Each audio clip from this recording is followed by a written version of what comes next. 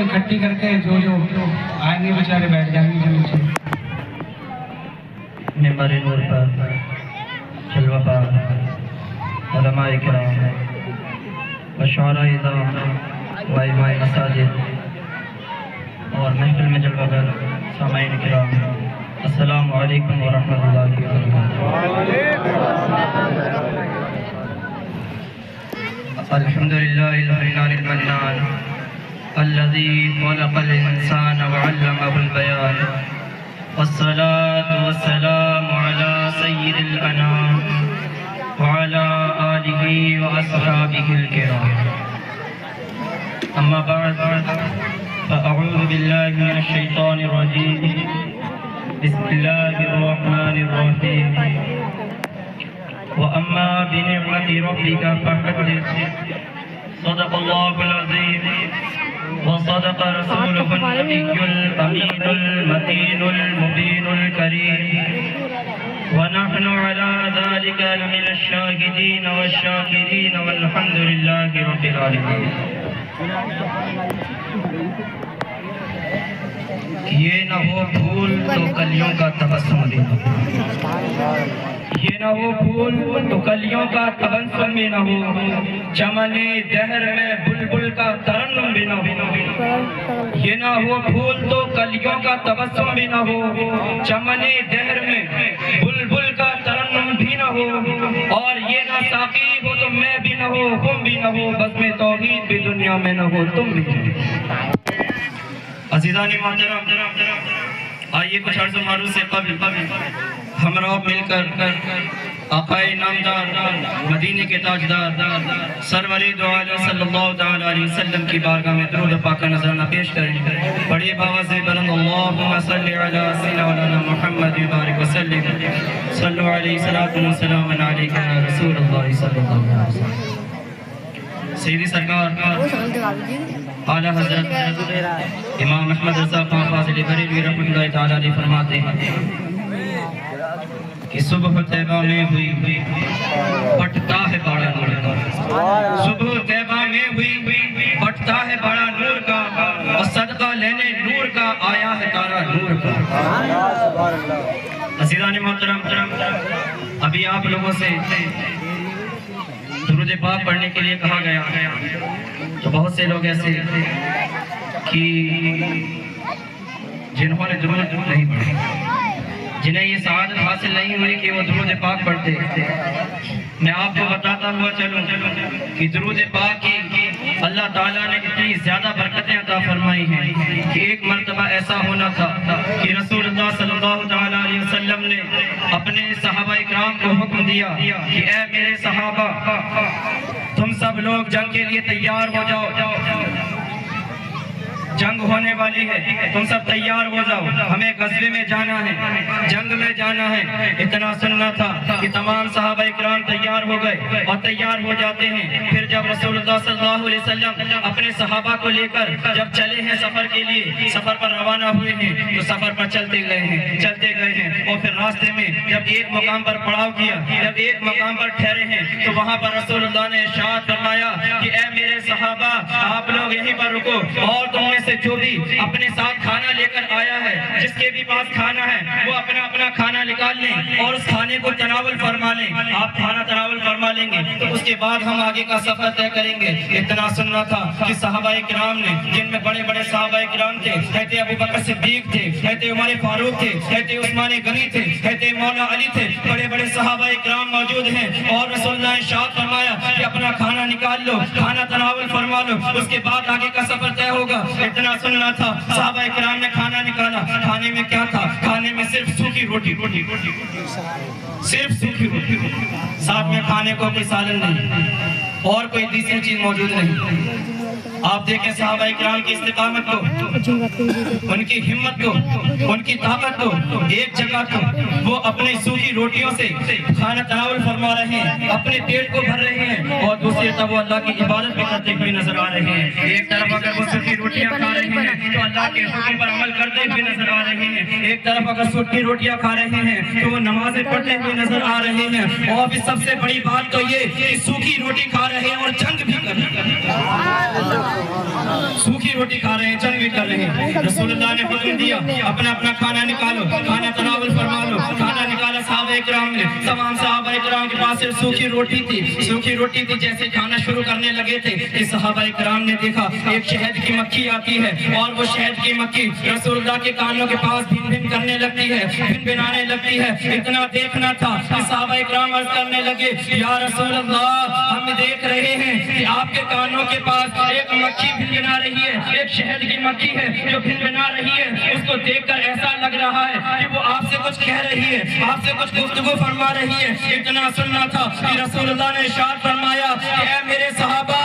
سنو سنو، تم کو صحیح لگ رہا ہے وہ شہد کی مکھی مجھ سے باتیں کر رہی ہے، مجھ سے گفتگو کر رہی ہے۔ اتنا سننا تھا، صحابہ کرام عرض کرنے لگے یا رسول اللہ ہمیں بھی تو بتاؤ، ہمیں بھی تو بتا دیجئے کہ آخر وہ شہد کی مکھی آپ سے کیا گفتگو کر رہی ہے۔ رسول اللہ ارشاد فرماتے ہیں اے میرے صحابہ سنو، اگر تم یہی جاننا چاہتے ہو کہ وہ شہد کی مکھی مجھ سے کیا کہہ رہی ہے تو سنو، وہ مکھی جب میرے پاس آئی تو اس مکھی نے دیکھا کہ میرے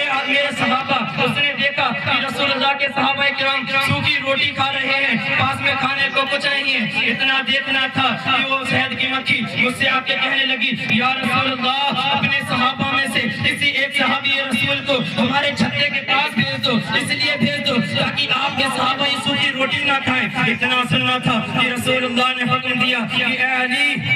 جاؤ اور اس مکھی کے پیچھے جاؤ، اس شہد کی مکھی کے پیچھے جاؤ اور وہاں سے شہد لے کر آؤ تاکہ تم میں سے کوئی سوکھی روٹی نہ کھائے۔ کہتے علی جاتے ہیں اور پھر جب واپس شہد لے کر آتے ہیں تمام صحابہ کرام سے روٹی کھانے لگتے ہیں، شہد سے لگا کر روٹی کھا ہی رہے ہوتے ہیں۔ پھر دوبارہ دیکھتے ہیں، دوبارہ کیا دیکھتے ہیں کہ وہ شہد کی مکھی پھر آتی ہے اور رسول اللہ کے کانوں کے پاس بھن بھن کر رہی تھی، کچھ گفتگو کر رہی تھی، لیکن اس مرتبہ معاملہ الگ تھا۔ صحابہ کرام عرض کرتے ہیں یا رسول اللہ ہم دیکھ رہے ہیں کہ یہ مکھی دوبارہ آپ کے کانوں کے پاس بھن بھنا رہی ہے، لیکن اس مرتبہ اس کا معاملہ کچھ الگ لگ رہا ہے۔ پہلے تو دیکھنے میں یہ لگ رہا تھا کہ یہ آپ سے گفتگو کر رہی ہے، لیکن جب یہ دوبارہ بھن بھنا رہی ہے تو ایسا لگ رہا ہے جیسے کہ آپ اس سے کچھ فرما رہے ہیں۔ اتنا سننا تھا، رسول اللہ ارشاد فرماتے ہیں کہ ہاں میرے صحابہ تم کو صحیح لگ رہا ہے، یہ شہد کی مکھی جب پہلی بار آئی تھی تو اس نے مجھ سے آ کے عرض کی تھی کہ آپ کے صحابہ سوکھی روٹی نہ کھائیں، انہیں شہد لینے کے لیے بھیج دیجیے، لیکن جب یہ دوبارہ آئی ہے تو میں اس سے گفتگو کر رہا ہوں، میں اس سے پوچھ رہا ہوں، میں اس سے یہ پوچھ رہا ہوں کہ اے شہد کی مکھی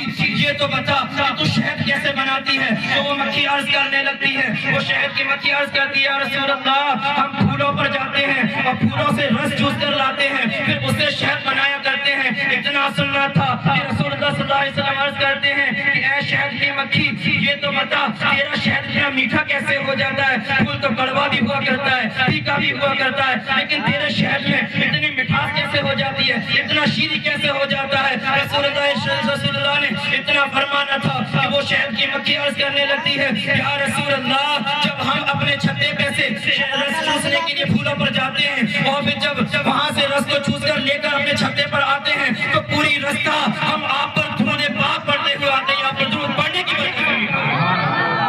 نعرہ تکبیر، نعرہ رسالت، نعرہ غوثیت، آمد شاعر اہل سنت شاعر اسلام جاوید حسانی بریلوی صاحب قبلہ۔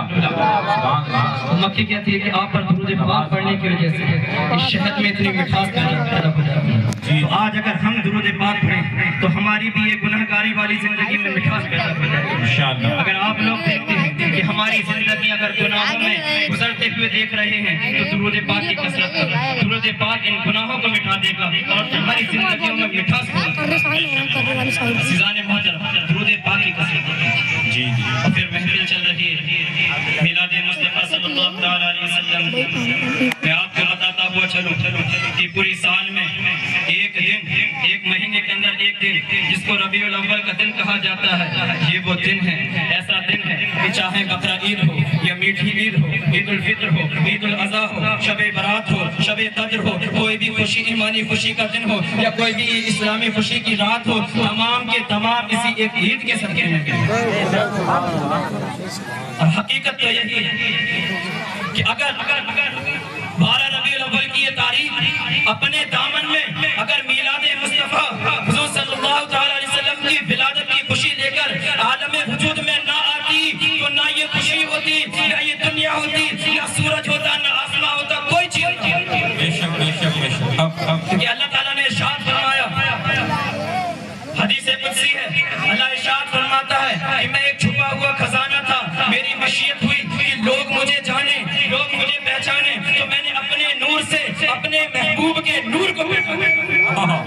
اس نور سے ساری کائنات کو گویا کہ یہ آسمان بنا، آسمان کو بلندی عطا کی گئی، حضور کے صدقے میں ملی، زمین کو پستی ملی، حضور کے صدقے میں ملی، ستاروں کو یہ ٹپٹپانا ملا، حضور کے صدقے میں ملا، چاند کو روشنی ملی، حضور کے صدقے میں سورج کو روشنی ملی، حضور کے صدقے میں آدم کو آدمیت ملی، حضور کے صدقے میں موسیٰ کو جلال ملا، حضور کے صدقے میں عیسیٰ کو کمال ملا، حضور کے صدقے میں نوح کو نزاکت ملی، حضور کے صدقے میں ابراہیم کو خلت ملی، حضور کے صدقے میں اسماعیل کو صدقے عیسیٰ ملی، حضور کے صدقے میں کائنات کا ذرہ ذرہ حضور کے صدقے میں بنا۔ اور جب میرا امام محمد رضا خان اس مقام پر پہنچتے ہیں، ارشاد فرماتے ہیں زمین و زمان تمہارے لیے، تمہارے لیے، بنے دو جہاں تمہارے لیے، دہن میں زبان تمہارے لیے، بدن میں ہے جان تمہارے لیے، ہم آئے یہاں تمہارے لیے، اٹھے بھی وہاں تمہارے لیے۔ زندہ باد زمین و زمان بولی میرے ساتھ بولی، زمین و زمان مکین و مکان بنے دو جہاں ہم آئے یہاں، دہن میں زبان دہن میں زبان بدن میں ہے جان بدن میں ہے جان، ہم آئے یہاں اٹھے بھی وہاں، اصالت کل اصالت کل امامت کل سیادت کل امارت کل ولایت کل حکومت کل تاکہ یہاں تمہارے لیے میرے آقا کی۔ اور پھر عاشق بھی تو دیکھیں ایسا عاشق جس نے عشق میں فنا ہو کر کیا شاعری کی، اور اعلیٰ حضرت جب ایک شاعری لکھتے ہیں اپنے آقا کی شان میں، سرور کہوں کہ مالک و مولا کہوں تجھے، سرور کہوں کہ مالک و مولا کہوں تجھے، باغ خلیل کا گلے زیبا کہوں تجھے، اور تیرے تو بس عیب تناہی سے ہے بری، تیرے تو بس عیب تناہی سے ہے بری، حیران ہوں میرے شاہ میں کیا کیا کہوں، حیران ہوں میرے شاہ میں کیا کیا کہوں تجھے۔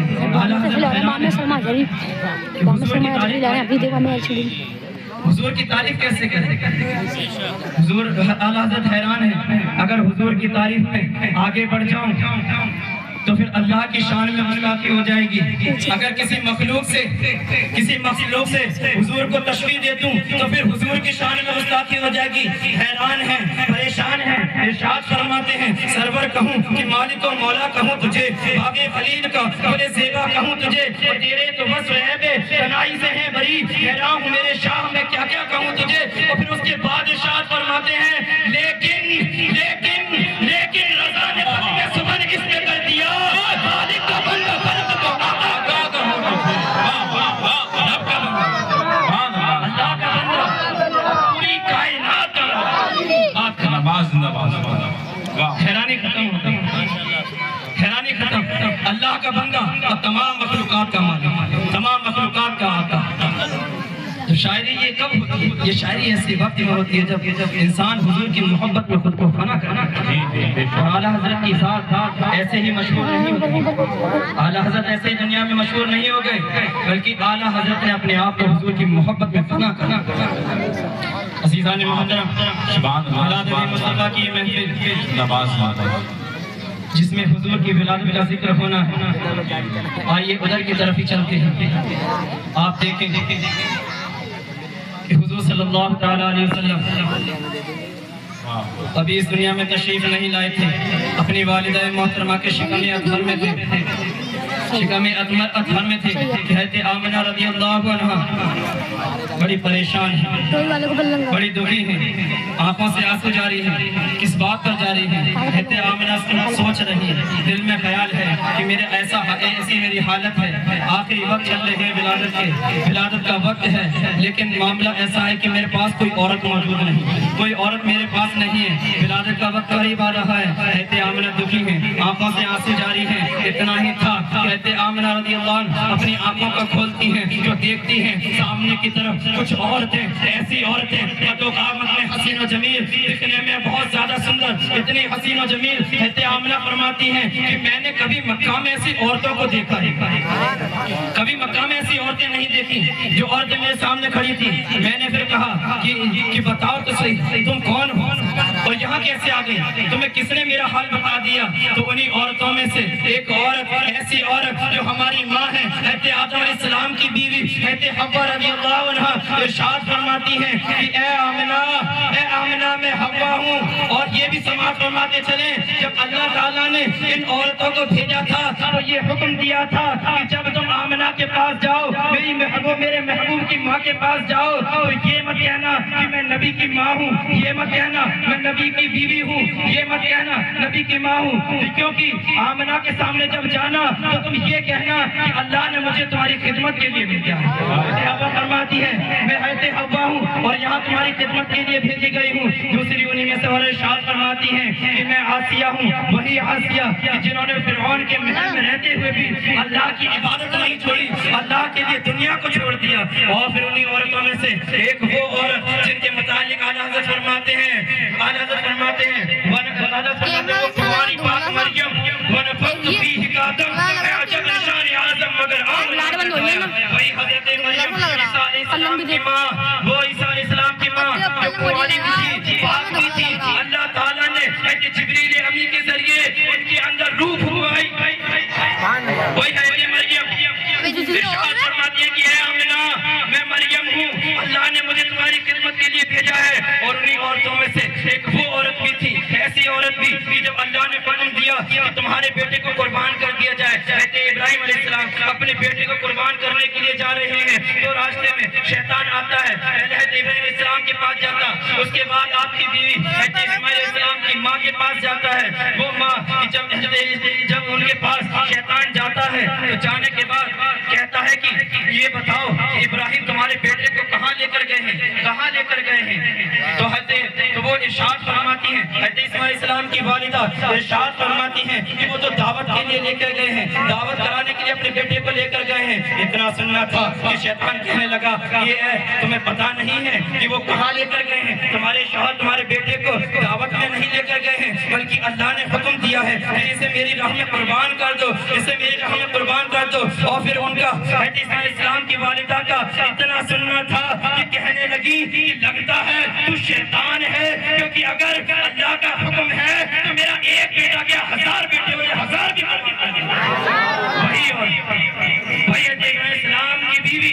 حضرت حاجرہ رضی اللہ عنہا ارشاد فرماتی ہیں کہ اے آمنہ میں حاجرہ ہوں اور اللہ نے مجھے تمہاری خدمت کے لیے بھیجا ہے. اور یہ باقی عورتیں جو تمہیں دکھ رہی جنتی حور ہیں. عزیزان محترم, ابھی ولادت کا وقت قریب ہے اور پھر جب ولادت ہو جاتی ہے اس کے بعد کا معاملہ ایسا ہوتا ہے. حضرت فاطمہ بنت عبداللہ ثقفیہ فرماتی ہیں میں حضور صلی اللہ علیہ وسلم کی ولادت کے بعد جب حضرت آمنہ کے گھر میں آئی تو میں نے دیکھا, فرماتی ہیں خرج منہا نور اضاء له بیت والدار, فرماتی ہیں میں نے دیکھا کہ آمنہ سے ایک نور نکلا اور ایسا نور نکلا, اس نور میں صرف گھر ہی روشن نہیں ہوا بلکہ ہر فضا نور علی نور ہو گئی تھی اور مجھے نور کے علاوہ کچھ نظر ہی نہیں آ رہا.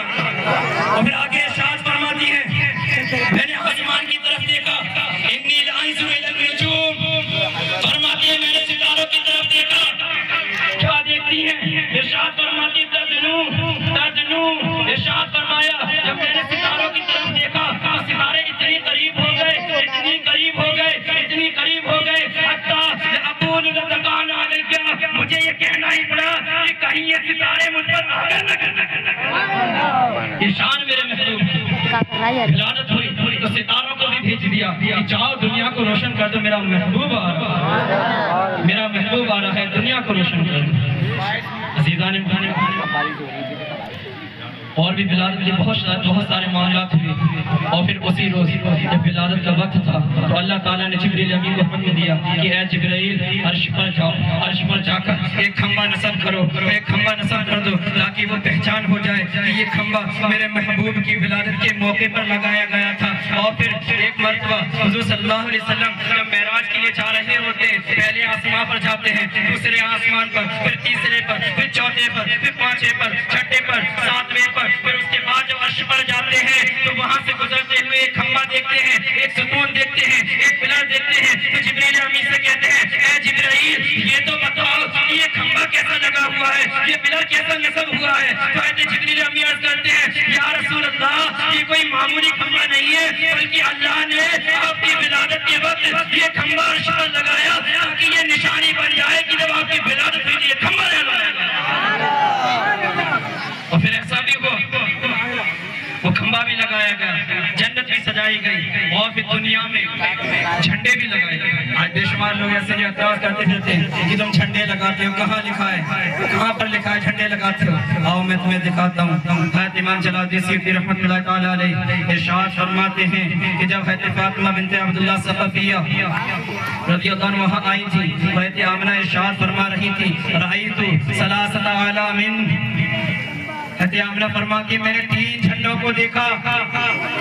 3 جھنڈے دیکھے، علماً مسروبات بالمشرق، ایک جھنڈا مشرق میں لگا دیکھا، اور ارشاد فرماتی ہے علماً مضروبات بالمغرب، ایک جھنڈا مغرب میں لگا ہوا دیکھا، علماً مضروبات علی ظہر الکعبہ، اور ایک جھنڈے کو میں نے کعبے کی چھت پر لگا دیکھا۔ میرے حبیب